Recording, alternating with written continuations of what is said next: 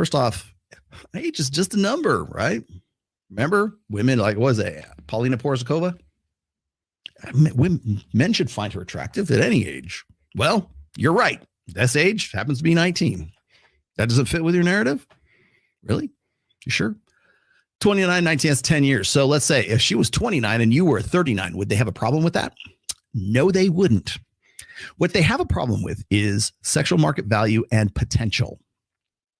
The reason why women despise, well, there's several reasons, but the main reason why women despise the age gap, there's always an age gap for men. There's never an age gap for women. Women can date whoever, whenever they want to, and nobody has any problems with that whatsoever.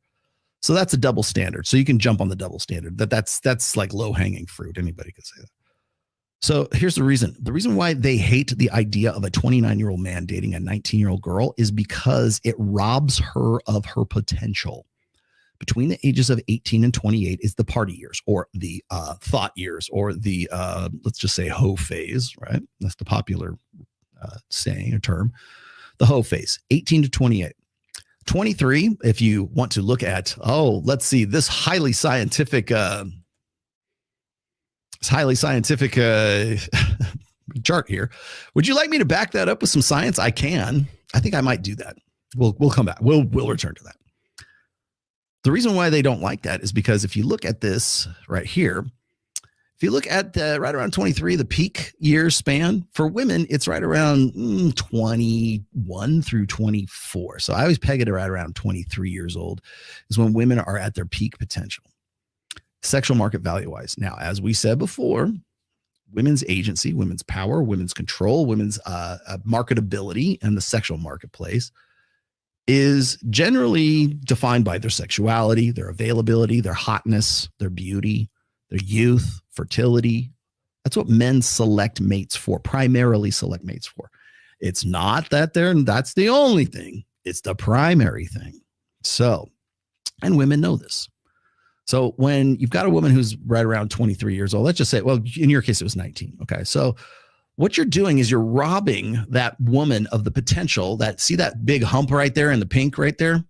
You're robbing them of those peak years because she can't, first of all, she's limited from like going around and running around and fucking whoever she wants to and getting with guys. It's more age appropriate. Why is that age appropriate? Here's how you defeat that whole feminist thing. Ask questions. Why is that age appropriate? What is so wrong about that? She's 19 years old. She's a year old. She's an adult. She can make her own decisions. Why? So let me ask you this. Does she not have the agency to make the decision for herself? Are you saying that women's agency is preempted by an older man's? I thought women were supposed to be super smart. I thought they were supposed to be like superheroes. I thought because one of the things that gets me when it comes to female agency is feminism is primarily based on this fundamental lie, which is women are simultaneously victims and superheroes. So they are victims when it's convenient, and they're superheroes and empowered and powerful when it's convenient as well. So you don't get it both ways, ladies. Either you're a victim or you're Miss Marvel, Captain Marvel. You're Mary Sue. You're Ray. So what is it? Well, the thing is like when you talk about agency, power, control, an ability to sort of direct the course of your life, women tend to have most of that between the ages of 18 and 28. That's really the reason why.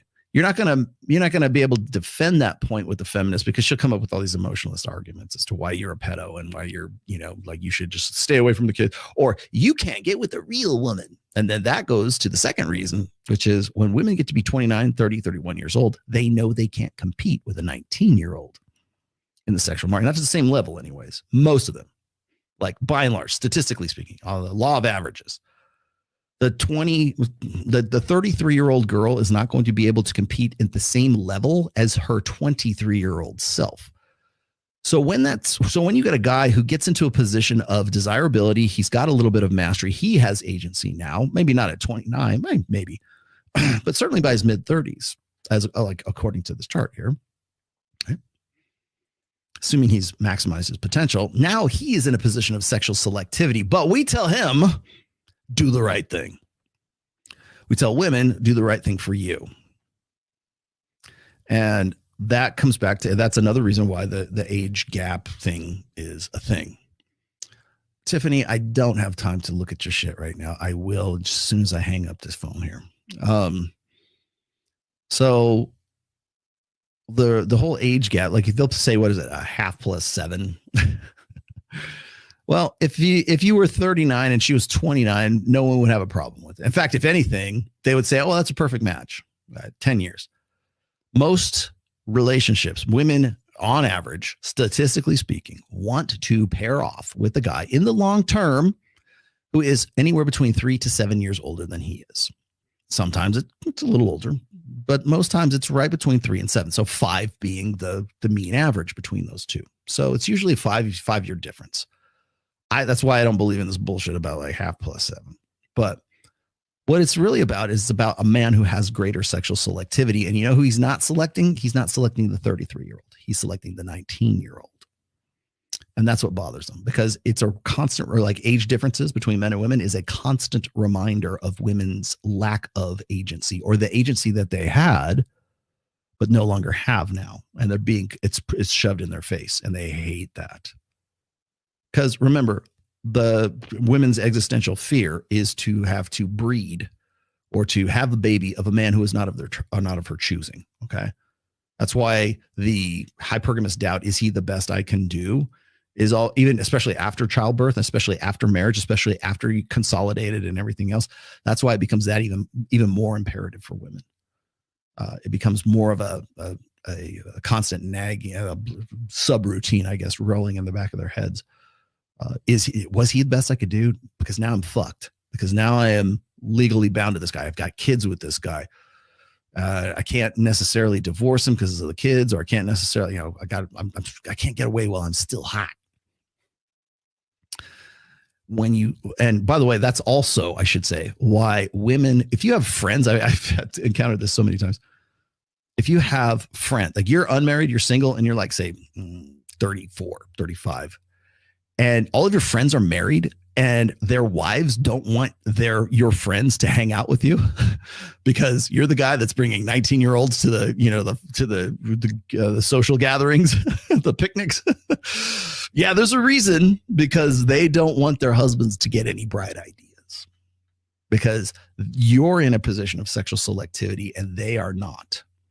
And the women don't like to be reminded of that. That's why they'll say he's a cat and a scoundrel because he's dating 19-year-olds. It will always be that way. Most men can't do that. They can't enjoy that. High value guys can enjoy the sex and the affection and the interests from younger women. I just go ask Mike Sartain. I can give you an example who's one of my best friends. Kylie, one of my best friends too. I feel like they're extended family now. Ask them. She's 21. He's 45. I'm 46.